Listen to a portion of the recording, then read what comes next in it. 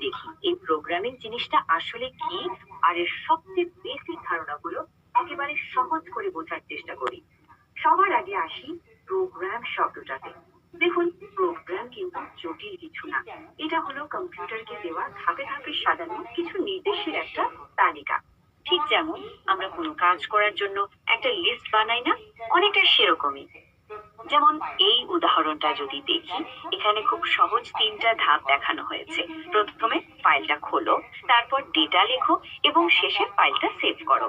এই ৩টা নির্দেশ মিলেই কিন্তু একটা ছোট্ট প্রোগ্রাম হয়ে গেল। ব্যাপারটা আসলেই কিন্তু এত সহজ। বেশ, তাহলে প্রোগ্রামিং জিনিসটা কি? ওটা হলো ওই যে নির্দেশের তালিকা, সেটা তৈরি করার পুরো প্রক্রিয়াটা। মানে কম্পিউটারকে ধাপে ধাপে কোনো একটা কাজ শিখিয়ে দেওয়ার পদ্ধতিই হলো প্রোগ্রামিং। আমরা যেমন কাউকে চা বানানো শেখাই, এটাও ঠিক সেরকমই একটা প্রসেস, শুধু মাধ্যমটা আলাদা। আর এই নির্দেশগুলো লেখার জন্য আমাদের একটা